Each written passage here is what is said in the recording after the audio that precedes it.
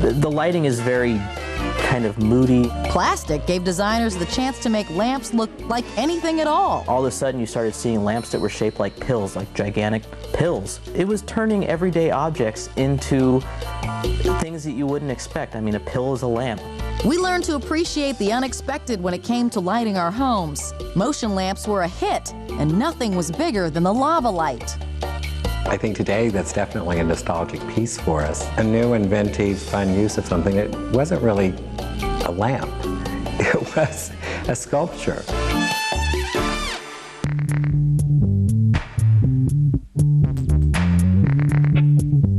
Okay, so maybe it didn't put off enough light to read by, but it captured our imaginations and became the symbol of an era.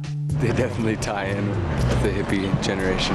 I had the lava lamp, loved that. That was always a good addition to the disco room. The lava light was a shortcut to a decor that seemed counterculture. For some parents in the 70s, the lava light was a little too far out to allow in the house. No, my mom wouldn't let me. No, not allowed. Lava lights were sort of addictive after all. They kind of take you in and you don't have to think about anything else except for how the heck does this thing work? Well, if you must know, the light bulb inside heats up the waxy blobs. When they're hot, they float to the top. And after they hang out on top long enough to cool down, they slowly fall back down to the bottom. That's what creates the mellow moves and constant flow, and what makes the lava light so mesmerizing. You know, watching this mucusy glob sort of go, you know, in all sorts of directions was a source of endless fascination. Even if lava lights weren't your style, there were all sorts of lamp options to put the spotlight on a new mod decor.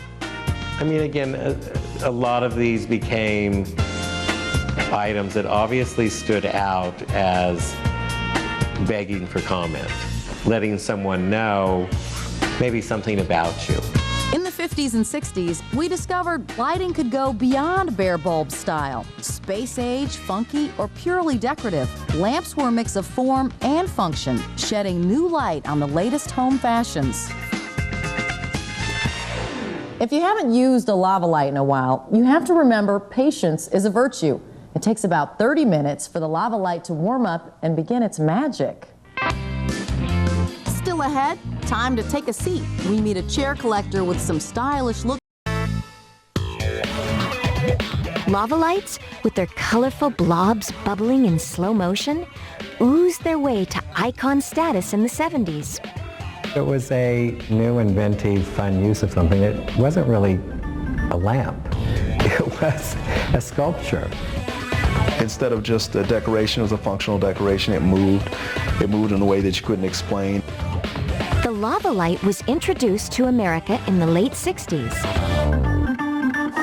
By the 70s, its vibrant colors and mellow motions were in homes and dorm rooms across the country. It was a classic consumer product that was in the right place at the right time. People related to it. There was a little bit of hippie in it. There was a little bit of change. The original lava lights are still in production today at a factory in Chicago. Every lamp starts with the trademark shape of the glass globe.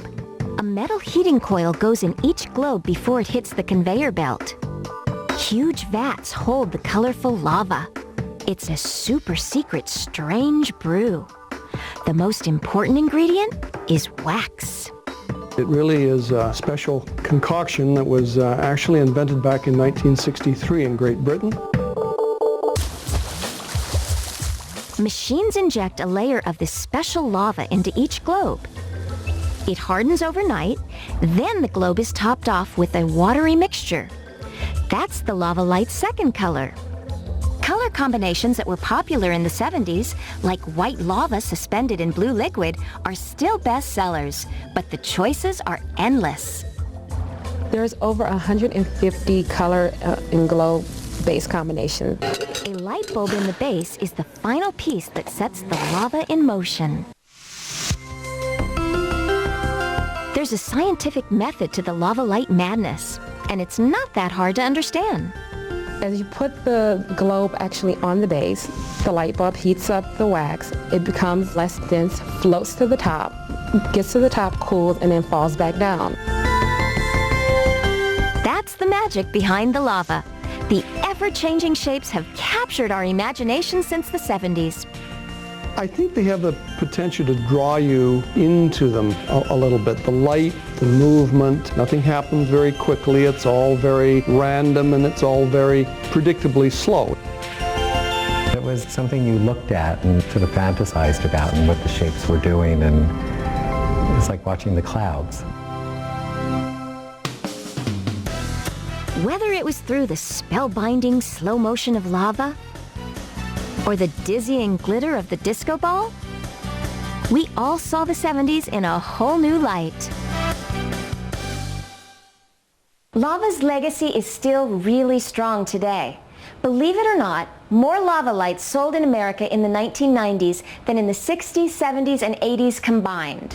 Coming up next on That 70s Home, find out how outer space came into our homes. And visit the house that Woody Allen chose for his vision of the future back in 1973. It still has a far-out style today. How big is the largest lava light ever made? We'll have that answer coming up. Just how big is the largest lava light? It's 4 feet tall, holding more than 100 gallons of the oozing lava. There are only 35 of these giants in the world.